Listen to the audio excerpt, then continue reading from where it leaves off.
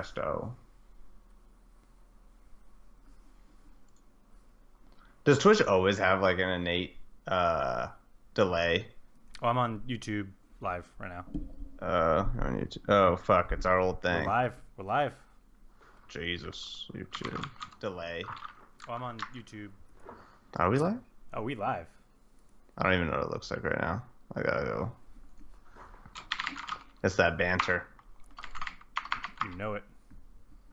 Oh my god. I seen You it. see it? You see how professional that looks with the black and white text right there? Why is my quality so poor? It's because you're the one on video chat and I'm the one on local. I'm also using like a studio Oh. light and you got like light in the background. Oh. Oh, the delay is real. Is there no way to eliminate that delay? In the video, Yeah. Or is it always a delay? there's always going to be a delay. So, yeah. I'm never gonna look at it. Yeah, just don't get I'm it. not gonna look at it. It will just trip me out. Yeah. Okay. Bruh. All right. So I'll run down the intro for the 0 of you that are currently tuned in. It's just me and you watching right now. My name is Aaron, and joining me today I've got Alex, and we are going to talk about E3 2017. It just wrapped up today. I don't think there's any more events going on. If there are events, it's stuff from outside the conference or tertiarily related to the conference. And we've got a pretty decent list of games to talk about for 2017. True.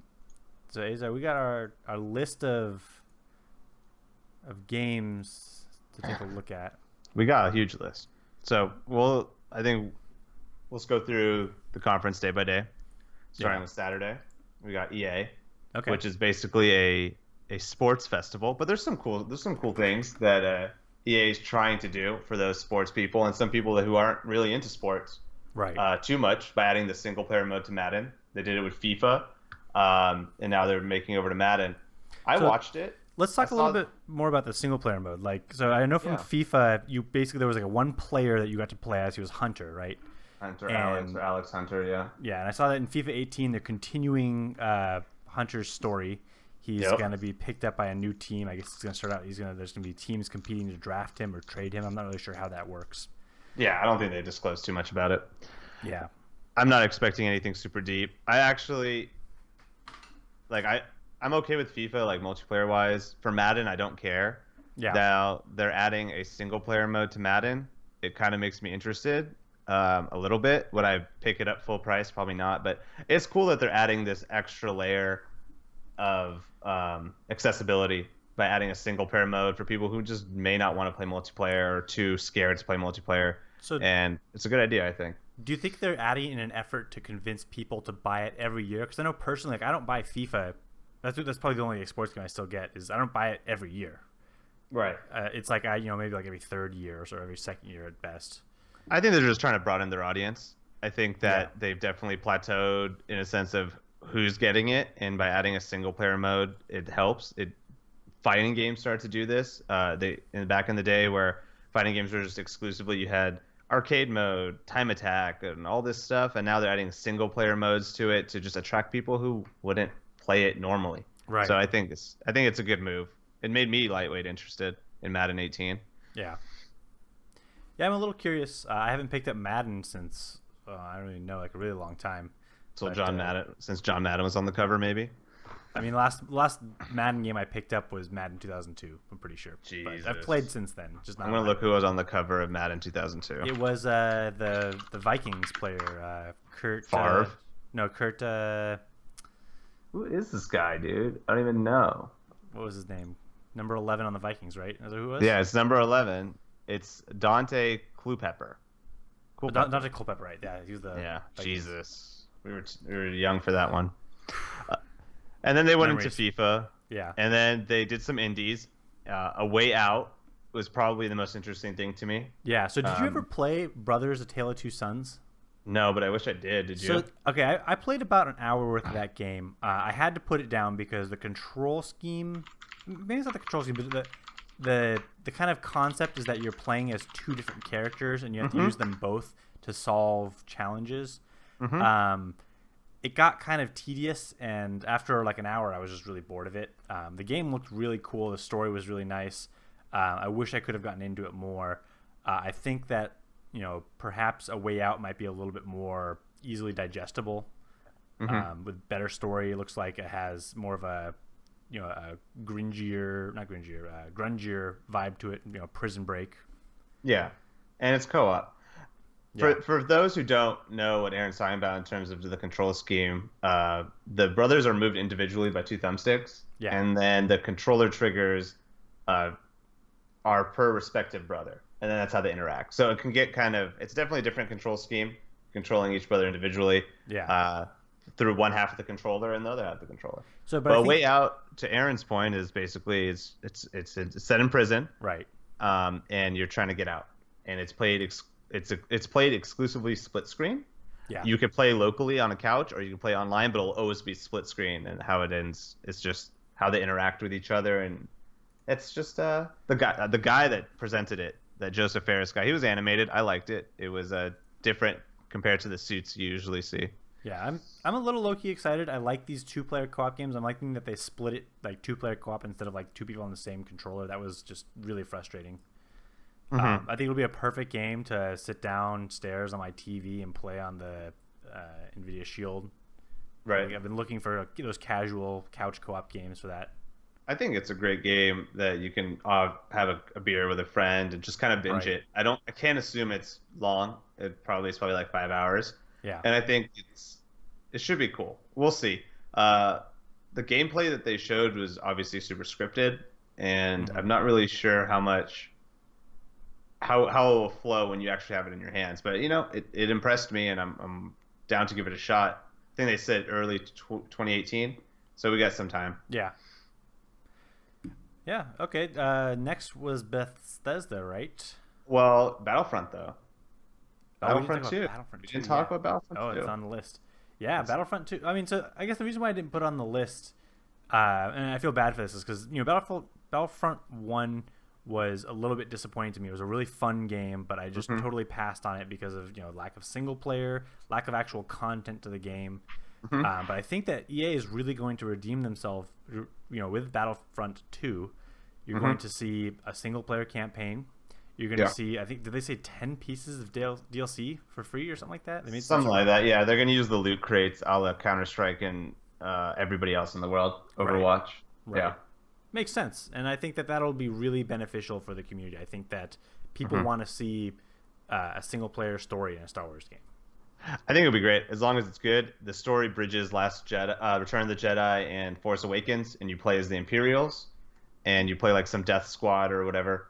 And I Right. think I'm interested. My only concern is like in the conference, is that the girl that went up there, the lady was like the main star, and they talked about single player, and then they immediately jumped to multiplayer, which begs me to fear that is this is this single player only gonna be like 4 hours or like 3 hours? Like how long is You this know, gonna be? that would be almost acceptable to me. I remember, I want to say it was Battlefield 3 when it came out, or Battlefield 4, one of the two. Hmm. That story was like, I think it was like a 5 hour single player campaign. But you know what? It was so immersive and cool and well done. I Hmm. didn't mind that it was very short because it was, after all, a multiplayer game. That's kind of what they banked on Hmm. for Battlefront 1.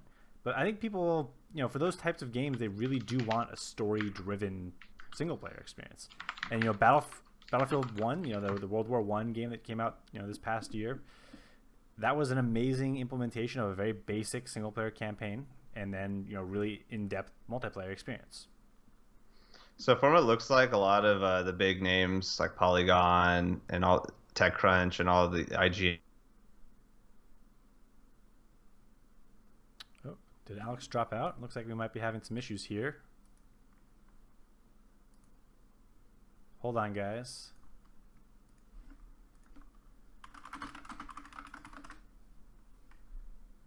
Oh, And they're all you're back. Sorry, you dropped oh, for a little I'm bit. back. Sick. Go, go, go. Xfinity. I was like, oh, anyway, I don't know what you heard last, but everyone basically is saying that it's positive in terms of the single player. Yeah. But obviously EA can show them whatever they want to make them buzzed. But hopefully it's good. I agree with you. I don't think I want it to be 8 hours. I don't It's just I don't think you need it to be 8 hours as long as it's Yeah. good. 4 hours, 3 hours.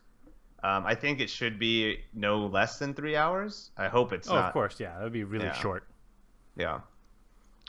I watched the 30-minute gameplay. I thought it was a little too long, 30 minutes, but it looks like Battlefront. It looks really pretty. It looks beautiful. Hmm. Um, but Yeah, I mean, I heard some things about the loot crate aren't going to be entirely just cosmetic. They're going to have like cards. Like, okay, so did you play the first one a little bit? I played a little bit at like Coco's place, and I'm pretty familiar with like the card mechanic for upgrading your gear, I should say, or kits, whatever you want Right. to call So it. they're bringing it back, and the kind of messed up thing that they're doing is like in the loot crates you can get the cards. So you can pay for the loot crates that give you the cards that change your gameplay, which it's not a good idea. It should just be Okay. purely cosmetic. Yeah. But I don't know if they're going to change that down the road. But it looks like they're definitely, the guns are unique in the sense that looking down the sights actually does something. Uh, and then they have more character to the guns, and then there's obviously weakness and strength, and you don't die too much in one hit. And the heroes, they're overpowered. They look like, but I mean, I don't think I'll pay full price for it. We'll see how it comes out. We'll see. I'm It's interested to just try it. tough. Yeah. Yeah, it's just tough for me in those big games. It's just I You know, lose. I love It gets Star too Wars. chaotic. I want all Star Wars games to succeed, but Yeah, as we've seen, sometimes they make bad Star Wars games. right. It's been a hot minute. The Old Republic. Um, but jumping into Bethesda, you're the resident Vive person. Are you excited? So Bethesda had a really short conference, actually shockingly short, and TLDR was 45 minutes. They showed pretty much Doom, Fallout VR, Skyrim on Switch, Wolfenstein, Evil Within.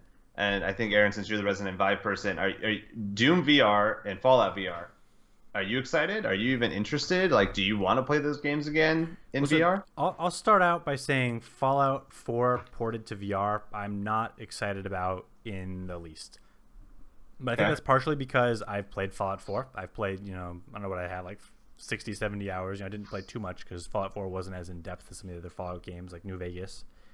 Um, but I don't think that I'm the target audience for the Fallout 4 VR port. I'm guessing they're trying to target people who have never played the game before, but I don't know who those people are. I mean, you've got this pool of people. It's like people who have never played Fallout 4 and people who own a Vive. Mm-hmm. Is there any overlap in those two groups? I don't know.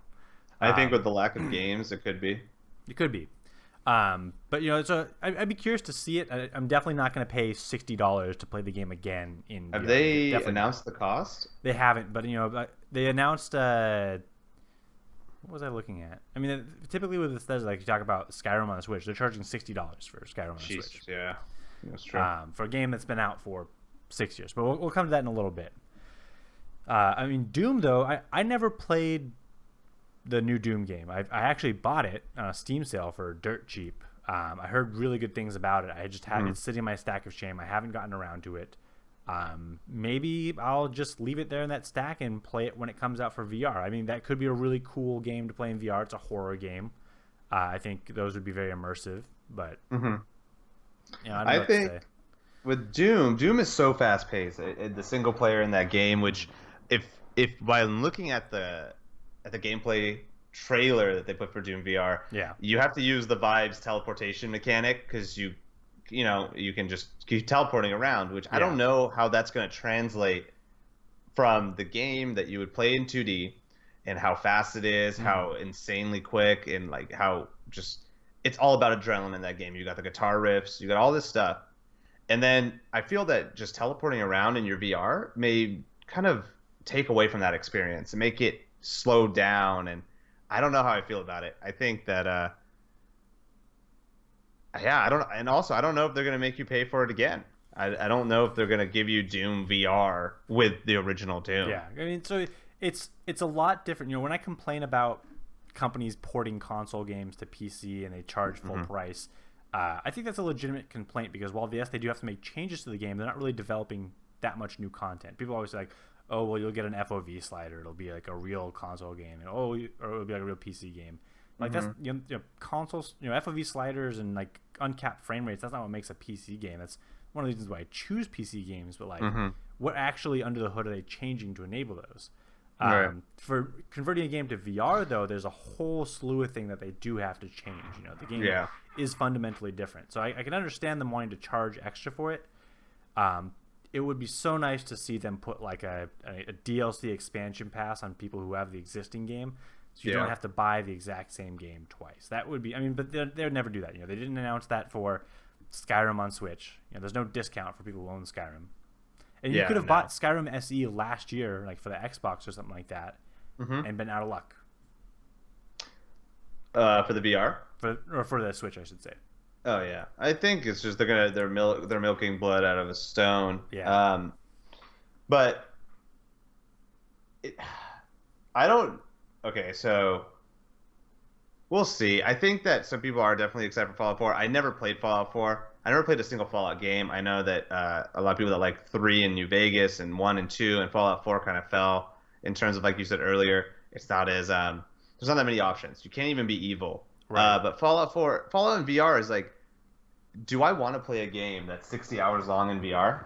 I don't know if I really do. I don't feel that it's a comfortable setup for a person. It's like having a bike helmet on for 60 hours. It just doesn't feel comfortable. Like we have these games, and I'll wrap up really quickly, that like I played Resident Evil, that's 12 hours and then I was good. And then we have these like experience games. Like you played Bridge Crew and you played the space game that's Elite Dangerous. Yeah. Oh yeah. Like where it's 60 hours in a game? That seems a lot. I don't know if I want to play a VR game for 60 hours, especially when the graphics are going to be noticeably down. Your eyes are going to get fatigued. But what's your 2 cents on playing a game that's 60 hours long in VR? I think that what they're probably banking on is that the game mechanics of a typical Bethesda RPG, whether it be Fallout or Elder Scrolls, I think it's suited really well to room scale VR. I think it'd be really cool to go into these rooms in people's houses and look around and explore. You're in a dungeon. You can like look underneath tables and whatnot, looking for treasure, looking for hidden objects. I think that's going to be very cool. But you're right. Like, I can't play VR for probably more than 2 hours in a row without needing to take a break. Right. And then even if I've taken a break in the same day, I can't top maybe more like 3 or 4 hours. We did like 4 hours of Bridge Simulator on Saturday or Sunday, whenever that was. And I had like eye fatigue all day. I was like trying to use my phone. And if you haven't played Bridge Simulator, it's like you're using a touchscreen with your hands. And I was like having trouble like aligning my hand. It was, the depth perception was totally messed with in my head. It just messed with you. Yeah. I hope that VR games aren't about, because you always hear it. Is it too long? Is it too short? Yeah. And I hope that that developers, just take the cost and they kind of make it make sense. And I know it's probably too expensive, like you said, to say a 2-hour game is going to be $10. Yeah. It's just the technology's not there yet. Yeah. But Skyrim on Switch, speaking of that stuff, I'm not going to buy it. It hurts me because I want to buy it. I want to play Skyrim on the Switch. Like, I really want to. I'm just not going to spend $60 on a game that I bought 6 years ago and put over 100 hours into. Is it confirmed $60? Because they don't even have a release date. I'm pretty sure I saw on Reddit $60. I'm looking it up right now. It's to be determined. If you go to Amazon, Elder Scrolls V Skyrim Nintendo Switch, $59.99. Interesting. Coming out December 29th, 2017. They don't even have they say 2017, but there's no release date yet either. But go ahead, continue your point. Yeah, so here's what was really disappointing from Bethesda. We got Doom VFR, which is virtual effing reality, right? That's what I'm guessing it is. So that's essentially a port of Doom from 2D to VR. You have Fallout VR, which is a port of Fallout 4 to VR. You have Skyrim on Switch, which is a port of a 6-year-old game to the Nintendo Switch. Outside of the conference, they didn't announce this in the presentation, but I think they confirmed this on Twitter, I believe, that there's no Elder Scrolls game currently in development. I wasn't expecting to hear anything about Elder Scrolls. I think we're still a ways off, but Mm-hmm. these games take like 4 or 5 years to develop. Let's take a look. When did Oblivion come out? Oblivion came out. No, not the film. The video game. Oblivion, you're talking about Elder Scrolls? Yeah, Elder Scrolls 4 Oblivion came out in 2006, right? Skyrim came out 2011, 11. Yeah. That's a 5-year gap. Mm-hmm. It took them about the whole time to develop that game. I mean, it says right here on Wikipedia, Oblivion was developed for 4 years, from 2002 to 2006. So we're looking at 4 to 5 year development schedule. That means that if there's no game currently under development in the Elder Scrolls series, the earliest we're going to see Elder Scrolls 6 is going to be 2022. I'm going to be an old man, Alex. I say they're gonna show it next year. That's such a weird move to play, though. I mean, they don't have anything else. Yeah. I mean, if you look at it, this was the year of Bethesda doing their sequels, right? So you had Evil Within and Wolfenstein, right? And then next year, what are they gonna do? They're not gonna do Fallout again, right? And then unless they do a new IP, which is that rumored IP of kind of like all of their universes meshing into one. I mean, do you think we'll see next year Fallout for the Switch? Oh my god, I wouldn't doubt it. I wouldn't doubt it, actually. I mean, I think that it will sell. Yeah, and they know it. And I guarantee that they'll probably think about it if the Skyrim sells well on the Switch. There's a demand for those games. I would love to play Skyrim on the Switch. I would love to play Fallout on the Switch. I'm not going to pay more money after already having bought the game. Yeah, I mean, it's the idea of playing it portable, man. It's very appealing. Like, that's why I have a Switch, so I can play stuff portably. Yeah. So just to kind of wrap up Bethesda, you got Evil Within. I never played the first one, but it looks cool. It's a horror game. Looks like it has a budget now. And I don't know if you have anything to say on Evil Within. No, it didn't really stick out to me. But Wolfenstein 2 stuck out to me for a couple of reasons. I really liked Wolfenstein 3D, which came out in like 10 plus years ago. I don't remember. I'll look it up. I really liked that game, and actually, I didn't realize until this game, Wolfenstein 2, was announced that they made a sequel to Wolfenstein 3D a couple years ago. Wolfenstein 3D came out in '92, dude. No, not that version. Wolfenstein Return to Castle Wolfenstein is the game I'm talking about. Oh, okay. That came out in 2001. Wow. Dang, I feel old now. That was I really liked that game. I thought it was really well done. I mean, you look at the reviews: 9 out of 10 on Steam, 4.6 out of 5 on GOG, 88% on Game FAQs. I think all the Wolfensteins have done pretty well. It's a fantastic IP, and it's one of those IP that you just don't complain about them making sequel after sequel for. So I got excited for Wolfenstein 2 for 2 reasons. One, I didn't realize they made a sequel to Return to Castle Wolfenstein, so I'm really excited to go play that now that it's out. And then when I'm done with that, I'll be looking forward to Wolfenstein 2. I thought that's a really cool world they've built. The whole the sort of man in the high castle world where it's the Nazis have won World War II and they've taken over America. There's a lot they can do with that. I'm really excited for that. It looks good, and they also have the quirkiness to it about the dude taking LSD and whatnot. Yeah, which is cool. They really have some humor to it. Yeah, I think it's gonna be good. Ubisoft. Go ahead. Take it away, Aaron. Hold on, let me do my magic updating the title. There we go. Ubisoft. Okay, so actually, I'm going to start out of order here. Let's talk about South Park. Okay. There were two things that actually interest me about this. Was we got to see actual gameplay footage for South Park: The Fractured But Whole. For the 7th time.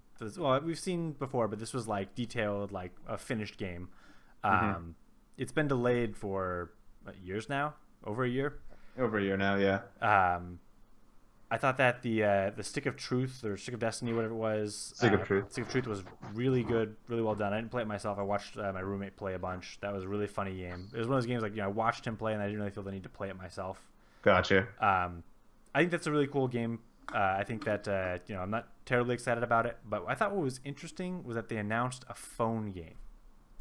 The pseudo card game type thing.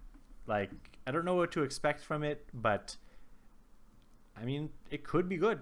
They've done really good things in the past. I feel like every major developer now needs a phone game. That's just what a phone game. That's a card game. I feel like that's just what they're doing nowadays. Yeah, I mean, you saw that, after you saw what was like the first big card game? Was it the Blizzard title? The one that exploded, Hearthstone. Yeah. Hearthstone, yeah. And I then mean, MTG had one, but it wasn't on phones. It was on the computer. But the first big one was Hearthstone. That started the trend. yeah. So Um, Go ahead. now there's a bunch of Clash of Clans came out with a card game that was pretty popular. I think still is pretty popular. Clash Royale. They have these card games for different IPs. I think that the Star Wars one that's immensely popular. The Galaxy of Heroes. Yeah. I think with South Park it would be cool. Yeah. I have never played Stick of Truth. I wish it was coming out for the Switch. I would buy it immediately if it came out for the Switch, on the dime. Like, yeah, it's just so convenient to have it on the Switch, and it's a damn shame that they're not doing it.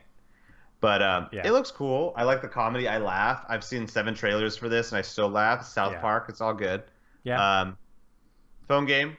I'll maybe try it. We'll see. I got a lot of Google Rewards points I'm not using, so maybe I'll give it a shot. I'm curious. It'll probably be free to play. Yeah, would be my guess. Definitely. They started with Mario and Rabbids, which for me is one of the games that going into it, we heard rumors, and then eventually it became like XCOM with Mario, and then the Rabbids, which are just the rabbits from Rayman. Right. And it's kind of cool, actually. I think it's definitely, it looks clean. The art style is pretty. It pops. Yeah. It looks like it's a unique game for the Switch platform, which is be like, hey, it's something that nobody else will have. A lot of people like, what if it had multiplayer? But I don't care. I don't need it to have multiplayer. I think I'll give it a shot. I think I'm going to buy it. It may be a day one buy for me. It looks good. So I've never played XCOM, but the strategy aspect of it looks cool. Yeah, I'm a little confused by the game. I'm cautiously optimistic. But Mario is a Nintendo IP. Mm-hmm. Rayman is not a Nintendo IP. But it's Ubisoft, it is Ubisoft. But I mean, you were used to seeing this on like the Wii, the GameCube. I know it came out for I think Rayman's come out on like Xbox and PlayStation before as well. Yeah. But these titles both scream Nintendo to me. Rayman has a very much that vibe of like the old 3D platformers. I'm curious to see that kind of implemented in a turn-based. Or is it turn-based? It's turn-based. It's XCOM style, yeah. It's turn-based. Turn-based and tile movement-based. I don't know. I'm down. It's unique. It's different. It's not different in the sense that it's not been done, but it's taking 2 IPs, meshing them together, and trying to do something real with it. And I think that's what's exciting about it. Yeah. And that's what the Switch needs. It just needs something unique. Yeah. I mean, speaking of unique though, Beyond Good and Evil 2. Let's talk about that. I was blown away. I had never heard of the first game. I never played it. I heard it has a cult following and very loyal fans. But that trailer I thought was fantastic. That was probably up there in like the top 10 E3 trailers, or in terms of cinematics, I should say. Sorry. Yeah. In terms of cinematic trailers, I think that was really well done. I'm really excited for that world. I think they did a really good job building up the atmosphere. The characters are awesome. I really, really, really am excited for that game. That being said, we didn't see any gameplay. We didn't even see like, hey, it's going to be a shooter or an over-the-shoulder adventure game. I don't know what it's going to be, but I'm excited.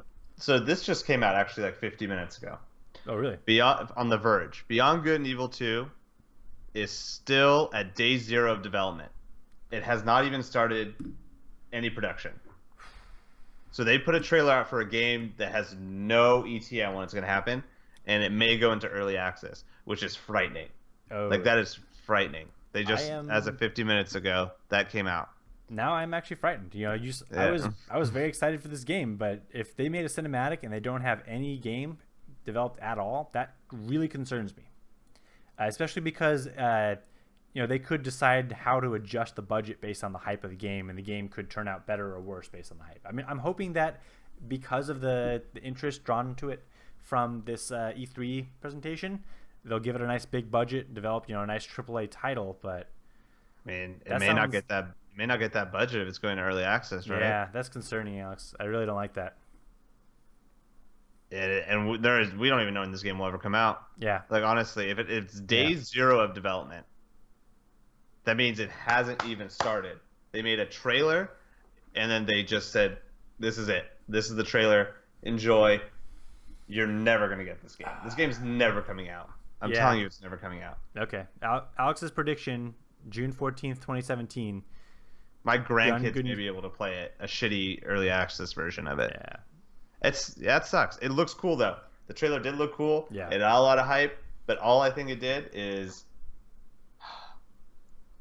these fans, like you said, waited 15 years. Yeah. And now you're telling them, here's a trailer. They get their hopes up. It's completely like this is not the first time Ubisoft did a trailer for Beyond Good and Evil 2. They did it one time ago, like 3 or 4 years ago. Right. And now they did it again. And now they're saying we haven't even started, and we may go into early access. So it's basically saying, we'll see. Yep. We'll see. Okay. Well, that's depressing. Outside of that, I mean, Far Cry 5. It looks like Far Cry. Yeah, I think that it's a cool new direction they're taking, where it's basically domestic terrorists. I think that aspect sounds exciting to me. I really liked how they kind of blended. I wouldn't call it necessarily co-op, but it's like co-op mixed with AI characters. That looks really cool. Has that never been done before? No, I mean those sort of games have been done before. I mean, in Far Cry. That's what I mean. Has that not been done in Far Cry? No. Okay. I haven't played 4 or Primal, but I remember playing the original Far Cry PC demo and being super hyped because this was before, I think it was before Crisis, and it was like we were all blown away by the graphics. It had like those dynamic flora models, Volumetric fog. Yeah, volumetric fog. It was amazing for like whenever that came out, like 2003 or whatever it was, or 2004. I think it looks cool. I think the idea that would be really enticing for me is you can play the whole single player story in co-op. They made a point, like Aaron says, is that they showed different guns for hire. Yeah. And then they said co-op. And I really hope if you can play the whole game from start to finish and the whole story, it doesn't get stupidly disconnected because it's co-op. I'm interested. Yeah. And one of the things I kind of like about the Far Cry world is that it doesn't really take itself really seriously. You don't think this one's taking itself more seriously? I mean, it's not like it's a joke. There's not like it's not that it's not a serious game, but there is a lot of humor to it. Not maybe as far down the spectrum as Grand Theft Auto humor, but it doesn't take itself super seriously. It's not like placing this huge emphasis on realism. You saw in the trailer, like the guy comes barreling in with a semi truck and blows people up. True. This is also a game where you can fly in like a Cessna and shoot rockets at people. This is not like it's an arc. It has its moments. I agree. Right, and I think that's really cool and fun looking. And I think it's a kind of a bummer sometimes when games try to be too realistic and they aren't fun in the meantime. So I'd like to see this as a good balance between the two. Like I said, I didn't play 4 and Primal. I really do want to check out Primal at some point. I know it's got terrible reviews, but it's just in the back of my mind. I've been meaning to get to it. I've got a stack of shame of like 40 or 50 games. Yeah, I got to cut back on those. I don't have anything else on Ubisoft, but also was The Crew 2, Steep 2, Assassin's Creed Origins, and their new version of Skylanders, this toy game that looked cool until I started seeing a guy play with toys. And then I just don't know who that game is for. They say it's for people our age, but at the same time, I don't want to play with a toy. Yeah. So, Yeah. Unless you got anything else, you want to go to Microsoft, or you have final thoughts on Ubisoft? No, let's go to Microsoft. Kick it away, Aaron. This is hardware. Microsoft. Okay. So the big ticket item in the Microsoft presentation was Project Scorpio got a name. It is the Xbox One X. Not as good as Scorpio. No, not as good as Scorpio at all. And I sent you that meme earlier that someone posted on Reddit. This won't do it justice. I'm going to butcher this or recite it out loud. But you had an Xbox, and an Xbox comes in an Xbox box. And then you had the Xbox One, and the Xbox One comes in an Xbox One box. And then now you have the Xbox One X, and the Xbox One X comes in an Xbox One X box. It's just like can you imagine going to GameStop? Well, I actually wouldn't say that I want an Xbox One X. I don't know. Yeah, they should have stayed with Scorpio. Yeah, I think it was cooler. It sounded freaking nice, man. But whatever. I guess they're going within the branding yeah, of how Apple started it all. You got a version, then an S or an X, or it's just They should have yeah. stayed with Scorpio.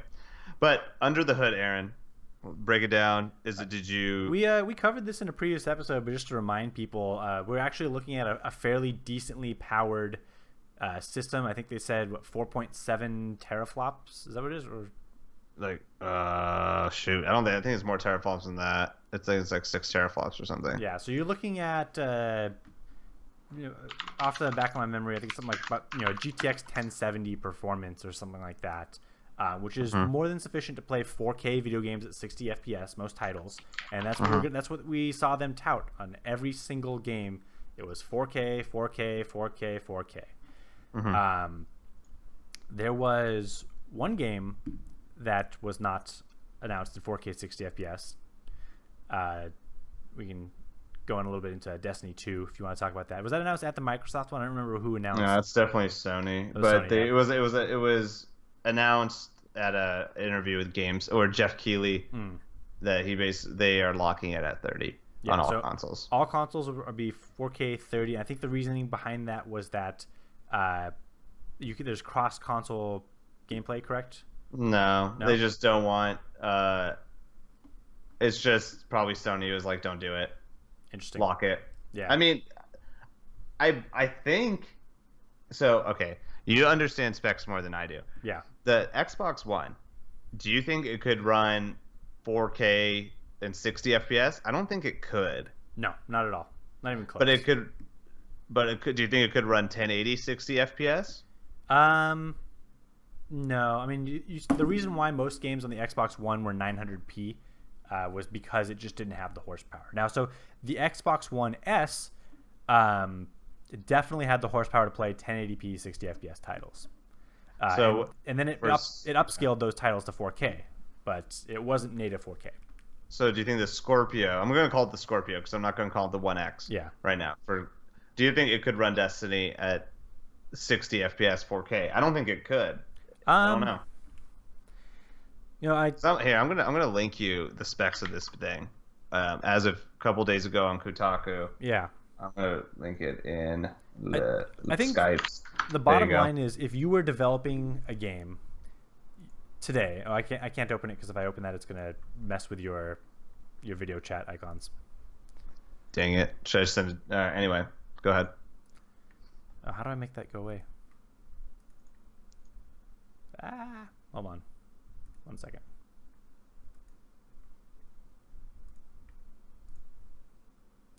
I see my name.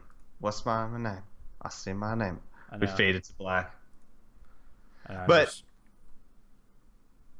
I think, I mean, the Scorpio, it's got a lot of power. It reminds me a lot of the PS3 in that era of the Xbox 360 and PS3, where PS3 was like, we're the most powerful system at that time. And it was true. And it messed them up for most of that generation until the end. Now, Xbox is being like, okay, well, we're going to do the same thing. We're behind in this leg race with PlayStation. PlayStation is dominating the market 3-1, right? There's 60 million PS4s, about 20 million Xboxes, or maybe 30, at least 2-1. And it's just like, all right, we're going to do the most powerful console. Now, the issue with that is, and I want definitely chime in too, is that all these developers that are doing stuff for consoles, they're going to develop it with the PS4 in mind, right? They're not going to do an exclusive version that is 60 FPS for Xbox. Yeah. And it won't be that. So, I mean, most games are 60 FPS right now. You got your Call of Duties, you got your fighting games. Yeah. The only game that's really not is Destiny. Well, I mean, let's be clear that I believe, and we haven't seen any games that are indicative of this yet, but the PS4 Pro is probably about half as powerful as the Xbox One. Yeah, it's like half or 33% or something. Yeah. So I think any game designed for the PS4 Pro could play on the Xbox One X 4K 60. Because remember, the PS4 Pro isn't even a 4K console. It's 4K checkerboard. Yeah, which it's is upscaled or whatever. yeah, it's more pixels than 1080p, but it's half of the 4K pixels. Um, I mean, the reality is that even a lot of people who play 4K, they're not playing true 444 Chroma 4K. So, but, we'll see if we have any cross-platform titles, what happens. But I think that the only reason Destiny 2 is not 60 FPS on the Xbox is that it was leaned on by Sony. There's no other real good explanation for that. Or maybe they just couldn't run it. I mean, they couldn't do 4K and 60. But going back to the Scorpio, they put in liquid cooling or vapor cooling. It's vapor cooling, phase change cooling, yeah. So that's the first for a console, right? Yeah, to my knowledge, so. that should be. That's pretty good. Vapor cooling is not something that's new to computers. It's used actually a lot on high-end desktops and laptops. If you have like a fancy heat-piped heatsink on your CPU, those are vapor tubes. And it's just a very effective method of carrying heat from one location to another. It's not actually cooling from the vapor change. It's just a heat transfer mechanism. So it's a plus, right? It can't be a negative. No, not at all. I think it means that they put a little more money into the cooling solution to make it a smaller console. It's a much smaller console. They're saying it's the smallest Xbox ever made. Small. It looks nice though. Yeah. It looks very clean. Yeah. Another thing was super sampling was something that they mentioned. I don't know too much about super sampling. I don't know if you do. But they use it in the context of games that are not. If you have the games that are Xbox X enhanced right. or 4K, and you only have a 1080 TV, it will downgrade it, but it will still look good. They'll use super sampling is what they use, and they also said games that aren't native 4K, it will look better on your 1080 screen with super sampling. So what you're talking about I don't know what that is. Super sampling it's both upscaling and downscaling. It just depends on which direction you're going, right? So super sampling could be if you have a 4K game and you're playing it on a 1080p TV, it'll render the game in 4K, and then it'll super sample it down to 1080p. It'll basically take 4 pixels, 1, 2, 3, 4, average them together, and give you fewer pixels. It looks a lot better than anti-aliasing. It looks a lot better than anisotropic filtering for textures. It's a really good way to get a high quality image. The problem is that it's very expensive. Like if you're building a PC, you don't want to super sample at 8K to play 4K games. Sure. No one has a computer that can do that. Right. So, but if you have an Xbox One X and you don't have a 4K TV, you're still going to get a really positive experience out of this. That's good though. The upscaling is super sampling going the other direction. It takes 1 pixel and averages out to 4 using smoothing factors based on neighboring pixels. That's nothing new, but that's good for everyone around. It's not necessarily groundbreaking. NVIDIA has had within their drivers super sampling resolution options. They call them, I think, super resolution is the brand term for NVIDIA for years now, and mostly people have ignored it because you want to get the best frame rate you possibly can, unless you're getting already 120 FPS at a higher resolution. But I'm glad we have this powerful computer, so we can finally play Minecraft in 4K. I know. I mean, before we jump, the games, Minecraft 4K, Forza. They showed. There was only a couple games that I actually cared about. Yeah. And they didn't show a lot of games that showed the power of the console. They only showed Metro and Anthem, which I think showed. They claimed it was on an Xbox Scorpio. Yeah, but if every game that looked pretty. That looked pretty. It looks really good. It looks really good. It was a cool little thing, and I'm glad it's not the case. There was an article that came out today that Metro will not be open world, and I'm so happy for that because I think there's an obscene amount of open world fatigue. But here's what I'm curious about. I didn't read all the details, but I think what I saw was that it's not open world, but it's more along the lines of Tomb Raider, like Rise of Tomb Raider, where you can go back in the levels to previous areas to collect items. But it's not. Yeah, you're right. It's not necessarily open world. I think that's not like a Witcher or anything. Yeah, exactly. And I think that Rise of Tomb Raider did that really well. It felt like you weren't being forced along a linear path because you could go back, but at the same time, it had a better flow to the game. It wasn't like you were encouraged to run around and do side quests, but there were things you could do on the side. They showed off 42 games. They showed off 42 really... at that concert. 22 of them were exclusives, and then there was a mix of launch exclusives and Xbox exclusives. And for those that don't know what a launch exclusive is, I mean, it's a windowed, similar to Tomb Raider was in the beginning. Yeah. It's just they have it for X amount of months, and then it goes to the rest of the platforms, PS4. Yeah. So it was...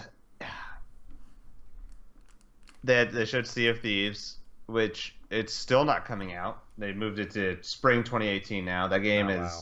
I don't even know. Like It's just Xbox. It looks fun. The Sea of Thieves looks fun. Yes. Yeah, it's not a game that I'm particularly interested in, but I don't. Is it going to be available through Windows 10 or is it Xbox only? That's actually something that's I'm kind of uncertain about because they ported a lot of their Xbox One S games to their Windows 10 game mode or whatever they're calling it. But it will be out on PC as well. But will it be out on PC outside of the Windows game mode? No. You have to use the Windows Store. Okay, yeah. So makes sense. I mean, there's no point of me buying this thing. But anyway, I want to go through the games real quick, rapid fire, and then we'll talk about who this thing is for. Okay. So Sea of Thieves, Anthem. Yeah. Like you said, it's Division meets Destiny. I'll wait and see how it goes. I think that what we saw looks cool, but I mean, let's see next year when they give gameplay something a little bit more concrete. It definitely intrigued me. It definitely looked really pretty. The facial animations look spot on. It's just, am I going to really play this game for hours on end? I don't know. And I think next year will give us a better picture than this. This definitely got me intrigued, though. I don't know if you have any 2 cents on Anthem. I think that it looks like it's very much in danger of becoming the next Division. It looked like too good to be true. You're right. The graphics were incredible. But the Division looked incredible, and when we saw it release, it was not great. And not only is it not great, but it was poorly optimized, and it barely ran. I've got a Titan X graphics card, and I could barely pull a playable 70 FPS or something like that. I had to stop playing it because it wouldn't run anymore. And you've got like what? It was 980 Ti SLI or something like that. No, I have a 1080. You have a 1080 now. That's right. Yeah. And it was just buckling. I don't know. It was working fine. Then they patched it and they broke it. Yeah. But I agree with you. It looks like there's something about it that could go down the same path as Division, which is sad, and I hope it doesn't. Yeah. No other game really stuck out too much to me. I don't know if any did for you. No, I mean I put Forza 7 on the list because it looks really good. The graphics in the racing games on Xbox have been looking amazing the past couple of years, and I think that bodes really well for quality VR racing games in the future. I don't know if I think that if Microsoft comes out with some sort of VR play, Forza 7 or Forza 8, probably VR by then, will be a really great title to try out in that. They didn't mention VR at all. No, which is curious. I'm not sure about that one. I think they're not ready for it. I think that they're just not ready for it. Yeah. So okay.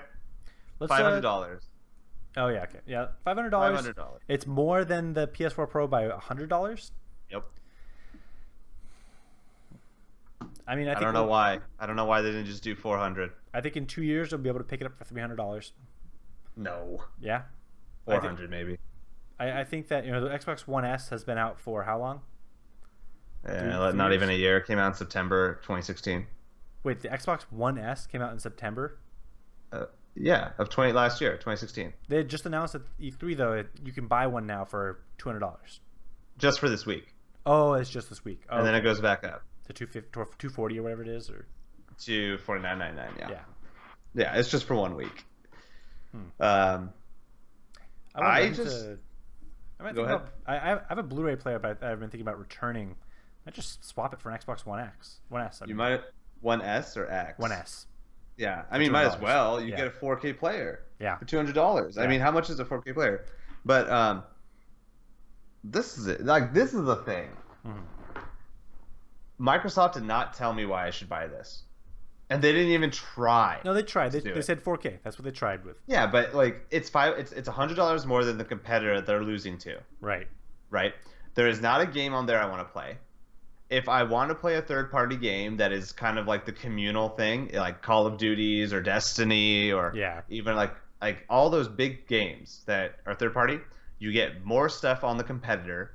So am I only buying your thing because I'm been with you for so long? Like I'll be real. I've had Xbox. The last PlayStation I bought was the PS4. Before that was the PS2.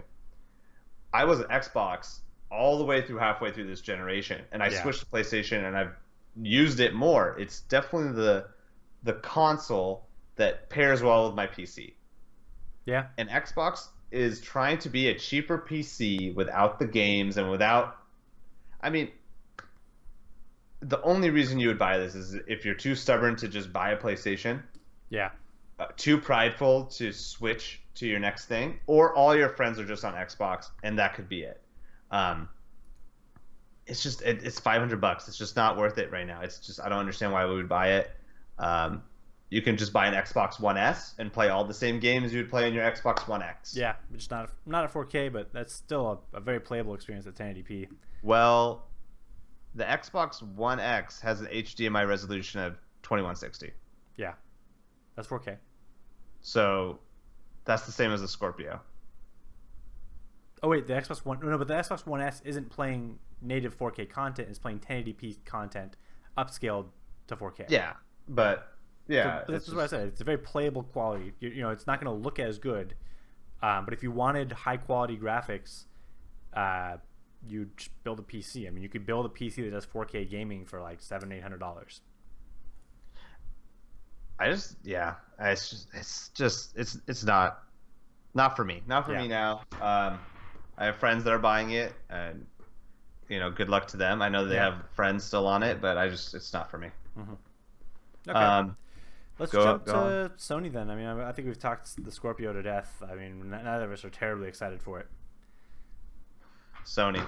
All right. It was not as good a conference as last year. I'll say it. We didn't see anything really too crazy, but I feel go like we ahead. saw a lot of games that we already knew were We're coming out. and didn't get any release dates really. No. Call of Duty World War II, we'd already heard about that. I'm really excited that they're returning to the World War II. I mean, that's what drew me into Call of Duty in the first place. I remember playing the first and second game, the epic Normandy paratrooper battles and the Omaha Beach scenes. I'm excited to go back to that. I mean, I thought World at War was one of my favorite Call of Duties. That's because I play the single player, so I don't know. I've never been a part of their multiplayer fan base, which is their Right. bread and butter for Call of Duty. 100%. So that's cool. I mean, we saw Shadow of the Colossus, which is going to be somewhere between a remaster and a remake. Yeah, what does that mean? So Do you know? it's the exact same game in terms of game or storyline, essentially. I don't know that maybe they're recording new audio, maybe not. They've probably got just like new models, new animation, but it's like more or less the same game. It's more like truthful to that. From what I heard, there is a new control scheme. You can do new actions. I don't know what that means, but you can also choose to play in a quote unquote classic mode where you just can't do the new moves. Okay. Shadow of the Colossus is, one of those GOAT games. It's amazing. It's beautiful. The audio is great. The story is amazing. You pick it up, you play it all the way through once, and you're like, man, that was great. And then there's no more. You don't need anything more from that. So I think that to just do a plain remake is good because it at least means that same great story we know we love will be enjoyed by the next generation. Shadow of the Colossus came out for PS2 like 10 plus years ago. So I'm happy with that. But again, it's not a new game. We saw they announced what else? They announced God of War, which they announced that last year's E3. Yeah, and they gave it early 2018, which is what I expected. I'm expecting it to be March or February. Looks great. Yeah. It looks like it's running at 60 FPS also, which is even better. Yeah. God of War. It's been a while. This looks like a good return to form. It looks like they're trying new things. The story is always what kept me hooked on those because those like actiony games get kind of monotonous. So but this is it looks like they're putting it in. God of War 4 or 5. 4 4. technically. Okay. I mean, on the main line, they had some PSP games they out there, but in terms of the main, They're just calling it God of War, but if you had to go through a console Yeah. release, it was the fourth one, So and it's in Viking times. I believe I played God of War 2. It's the only God hmm of War game that I've played all the way through, and I really enjoyed it. I think hmm it's a cool franchise.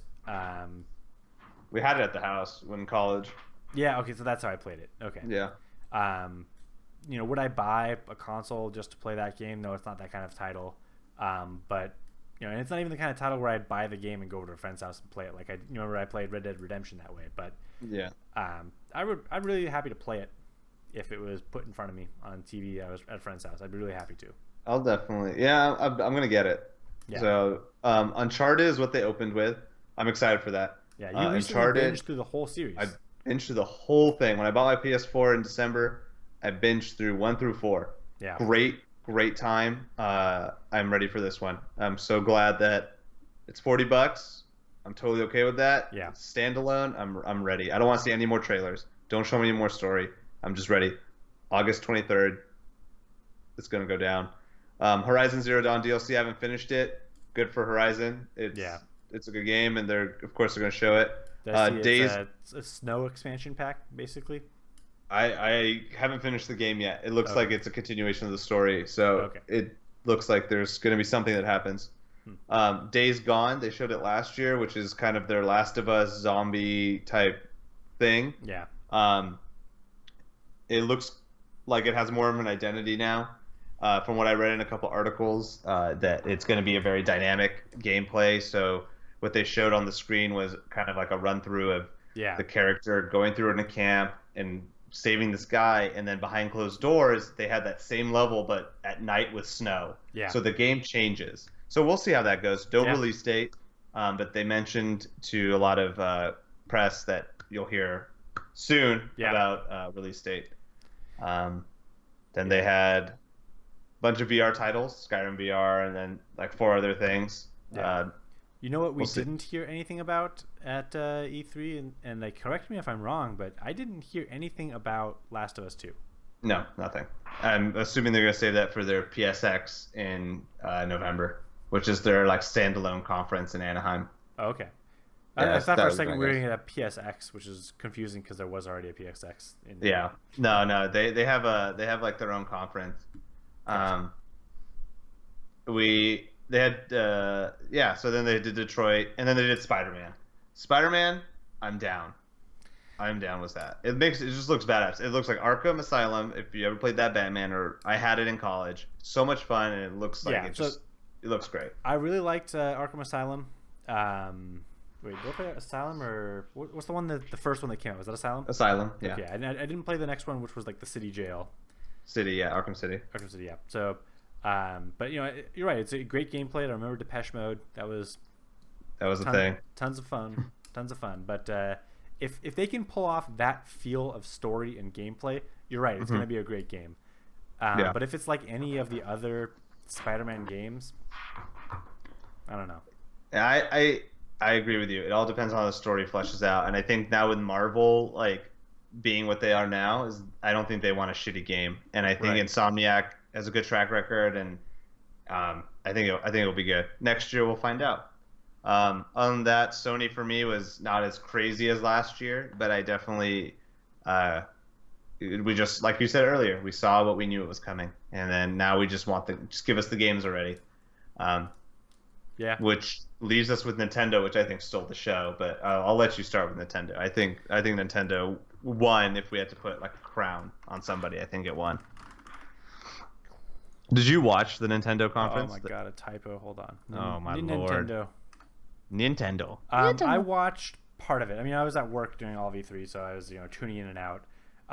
What I saw was the Mario Odyssey trailer and the gameplay and the talk. I'm really excited for that.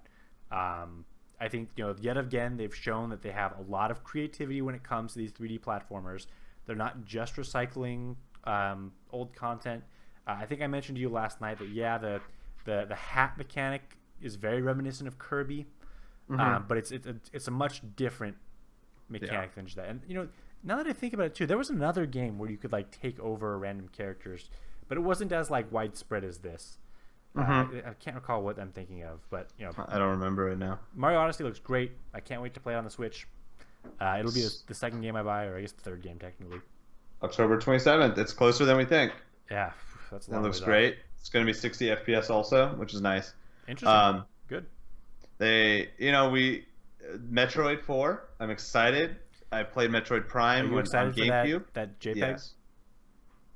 Yeah, that JPEG now in development. See, that's what Beyond Good and Evil should have done. I think Nintendo did it right, where they just showed us it's in development, Yeah. and that's it, and not say it's day zero. Like they felt comfortable enough that they can give us something, and I think it's Yeah. great. Pokemon RPG for the Switch, great. I mean, people have been asking for a console Pokemon RPG for a while. Yeah. Is- So here's what's ahead. confusing to me about this. So when we say Pokemon RPG, we're talking about Red and Blue. We're talking about Yes. the whole franchise, that style of gameplay. Okay, so that makes sense to me. Well, we don't know that's the gameplay, but that's the premise. Like it's going to be Yeah. like that. But it's going to be like a more or less top down. We don't know, but Okay. it's going to be a Pokemon RPG with the sense that we have on handhelds, like you said. Yeah. It's not going to be. Go ahead. If it's not, top down turn based combat, I would be suspicious. And I know that there's been a lot of that old format of the top down like Game Boy version of Pokemon and the turn based games from that era have evolved a lot in the Final Fantasy franchise. So I think we may see a lot of what's changed in the Final Fantasy games, because those are console JRPGs. If we got a really solid Pokemon JRPG for the Switch, I would be really excited for that. If it's just another like Moon and Sky or Sun or whatever, Moon and Sun. yeah, I stopped buying Pokemon games a long time ago. Not because they're bad, because they're great games, but I just they were so No, rehashed. it's a different generation. I feel that it will be pretty close to the idea of the latest iteration, but they'll probably do some stuff. They'll make it more 3D or whatever. Yeah. I think I'm ready to see what happens. They just said it's coming. We're probably not going to get it for a couple of years, but the idea that it's coming is great. Yeah. It shows that the Switch has more than just this year in it, and for life, which has always been a concern with Nintendo consoles. Yeah. Then they showed a Kirby and a Yoshi. Cool. Yeah. Both games, I'm not really a big fan of Kirby or Yoshi titles. Yeah. But it's awesome that Nintendo's putting out their own IP. I mean, did we even see Kirby and Yoshi games to Wii U? We probably did. It was just so We saw forgettable. Yoshi games. Yeah. And then Kirby was in the Wii, I believe. Yeah. But what I like what Nintendo's doing is they're giving you a game a month. Yeah. Like they really are. They're giving you ARMS this month. Yeah. They're giving you Splatoon next month. They're giving you Mario's and Rabbids in August. Nothing really in September. All they really have is like FIFA, but doesn't mean that they can't say Fire Emblem will be in That'll there. probably sell a lot. FIFA for Switch will probably sell a lot. Yeah, I agree. And then you got Mario in October. Yeah. And then you got the Zelda DLC that's coming out in July and then the holidays. And then you got Rocket League. You got Rocket League coming out this holiday. I think now Rocket League is on everything but phones and tablets. Yeah. And I will buy Rocket League because I think it will be fun playing with everybody that has a Switch locally. I think that's great. I'm down. That would be a lot of fun. I was kind of griping about the whole, I don't want to rebuy a game just because it comes out for VR. But if it's like one of those things where I can buy it on a Switch and play it portable with my friends, I would definitely shell out the money for that. Yeah, and it's only $20. Yeah. It's really totally worth it. It's not much. But Nintendo's short and sweet, which was good. Yeah. Everyone was concerned for the 25 minutes, but I think they did good. And Mario looks fantastic. So go ahead. We covered pretty much all the games. Do you want to go best game, worst game of the conference? Do you want to start off? Yeah, I'll start. Best game for me. Well, best game, I'll say the one I'm most looking forward to. The one I'm most looking forward to this year that's coming out. Well, what was shown. I'll give you what's coming out this year and what I'm looking for in the future. This year for me, Mario, hands down Mario. We're looking forward to in the future.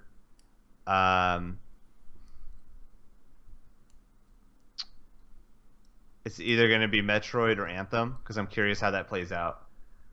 Most disappointing game for me, Sea of Thieves. I think that game has tried so hard to be something and they keep pushing it back. I think it's going to just be I've heard things that it's fun, but I don't think it's got the legs.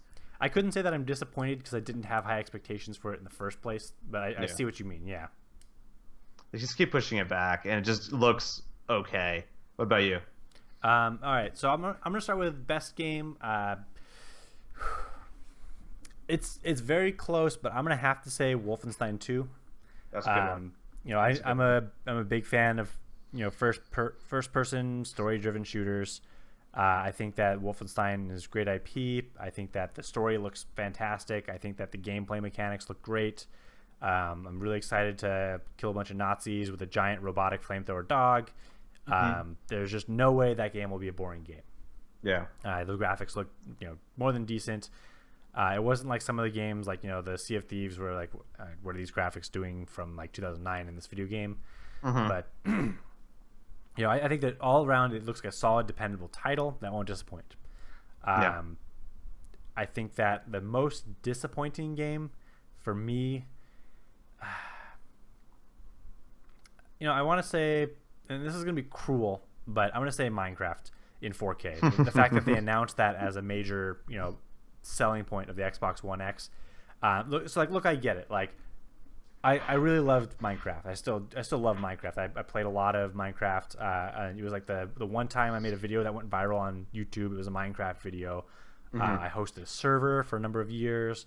I played the shit out of that game. It's a great game. That game needs to go away.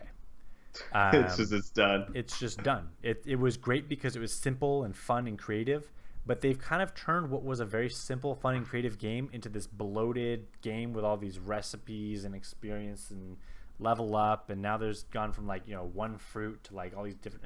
It's complicated. It's too much. And I think there's a lot to be said for minimalism in games, which is why that game was great.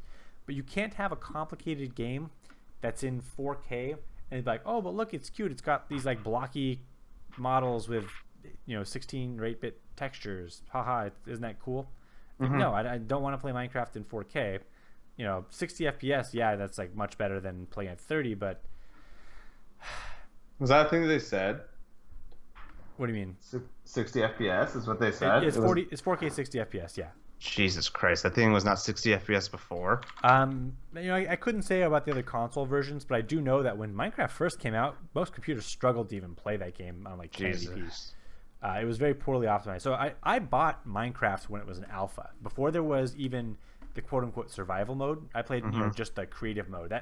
That was a very interesting game in and of itself, and it was really fun to watch it transition out of alpha into this survival mode game with all these things that slowly got added with each update. But I think the problem was they never decided, oh, we're finished with the game. This is a polished off game. Let's just finish this and go on to something else. They kind of said, let's just keep up that pace of adding stuff every other month with these big updates. And they just added far too much. I can't keep track. There's like horses now and stuff and carrots and I don't know.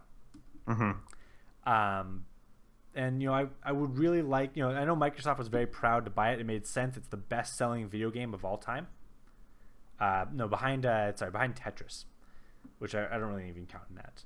But it's the best-selling video game of all time besides Tetris. It made perfect sense for Microsoft to buy the franchise. It made perfect sense for them to tout this at E3. I just want it to go away. I want to see Minecraft 2. I mean, I don't think they'll come around with Minecraft 2 ever, but I would like to see them do something else with the same levels of creativity and exploration and wonder that I felt from the early game. I don't know. That doesn't necessarily mean better graphics. I don't know if that necessarily means like a whole different world. Maybe I'm bored with the Minecraft world. Maybe they could do a more, I guess it's fantasy. I don't know, a more modern version. Who cares? I don't really know, but I want to see Minecraft go away. I mean, yeah, I've never been huge on Minecraft, but I remember you used to play it in college. Yeah. I had moment you used to play it. But yeah, that's E3. Yeah, that's it.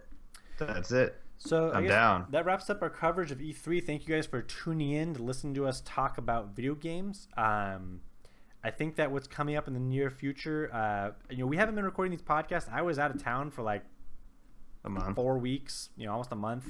And then now I'm back in town for one weekend, and then I'm heading back for, I'm going to be on the East Coast for like another week, and I'm gonna miss 2 weekends in a row. But we really do want to get the podcast up and going, get back in the studio, put some stuff out. So hopefully that'll be coming out sometime soon. Maybe we'll do a couple of these in the meantime, just to keep interest, because they're really fun to do. I'm down. We just need a better overlay. Makes it easy. This ghetto overlay that I made in like 10 seconds. First time ever using Skype integrated with XSplit. But yeah, I mean, hey man, it worked. Yeah, this week we're gonna play some Bridge Simulator. We're gonna play some. Did you download Titanfall for free yet? I did, yeah. We can play some Titanfall 2. You want to do that after this, or are you gonna eat? I'm gonna go eat and hang out a little bit after this. But yeah, maybe we could do some of that after. Sounds good. All right, dude. All right, well, thank you all for tuning in. We're gonna cut this off here, and be sure to join us next time. Please subscribe to see our next content and become faithful fans of the unnamed podcast, the project that's still moving. Be safe, guys.